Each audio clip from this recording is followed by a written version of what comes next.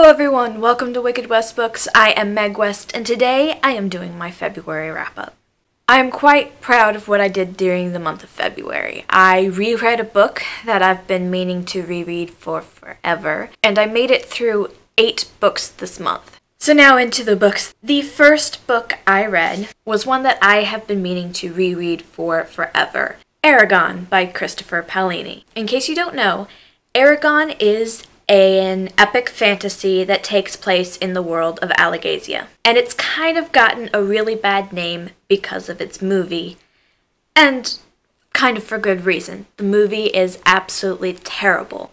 But if you can go into the book with a fairly open mind, the book is actually pretty good. It's extremely long, and they only get longer, but it's actually a pretty good book. I gave it 4 stars.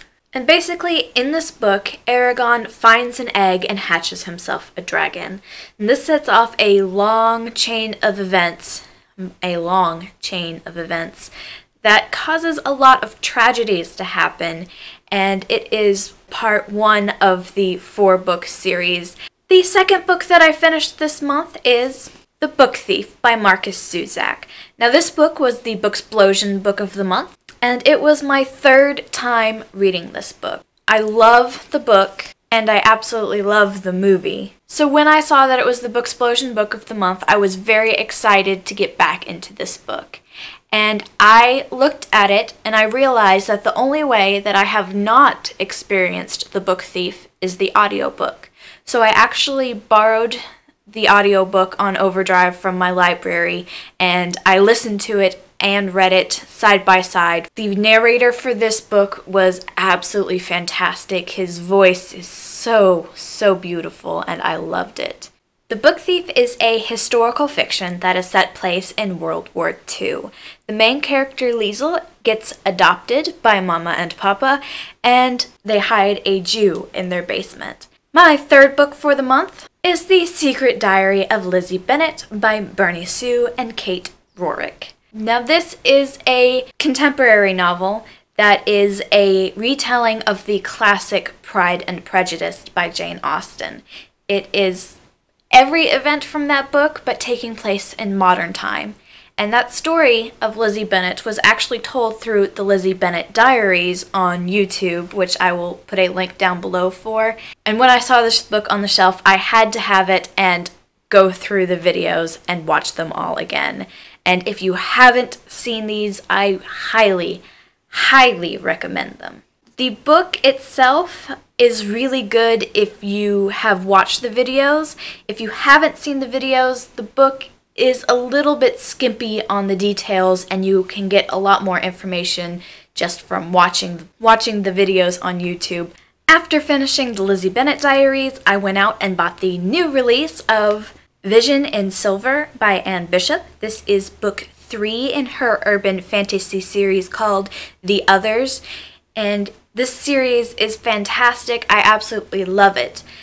Book 3 consists of the girls that were saved in book 2 having some life-threatening issues, and a war between the others and humans is coming closer.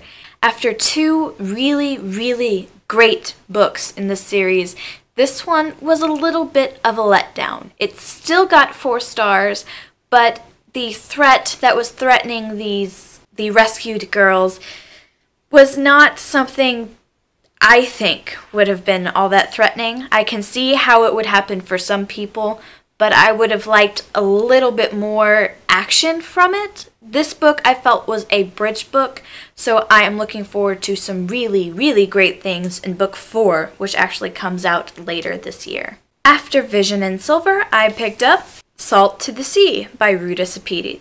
I loved this book. This book was fantastic. It got 4.5 stars for me, and I am very happy that I bought it and that I have it in hardback, and I am looking forward to reading more of Ruta Sepetys' books. Salt to the Sea is another historical fiction that takes place during World War II.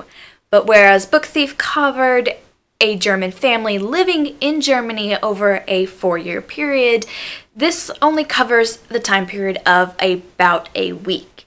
It follows 4 different teenagers as they accidentally come together and get on the ship called the William Gustloff.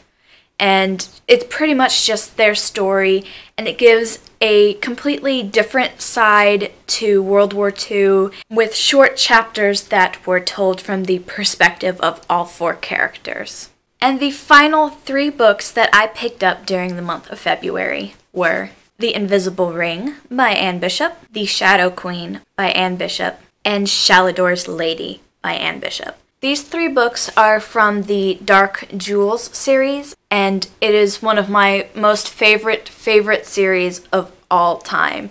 The world building that has gone into these novels is absolutely beautiful and so detailed, and it's quite superb. These are books 4, 7, and 8 in the series, and I read these kind of out of order from the rest of them because they're set a little bit to the side of the main series.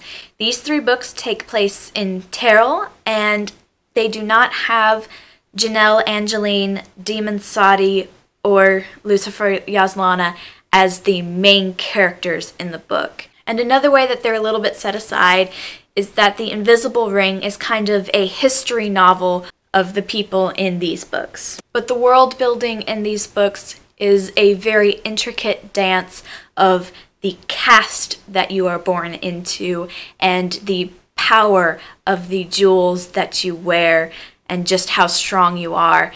And the court that you put together is just so full of checks and balances that are used through protocol.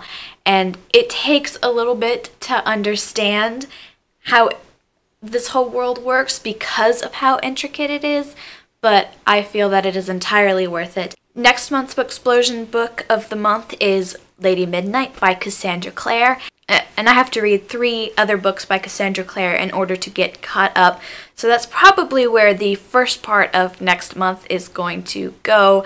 Okay, that's all I really have for this video. Thank you guys for watching. I will see you guys in my haul video, which hopefully I can get up tomorrow. Have a wicked day.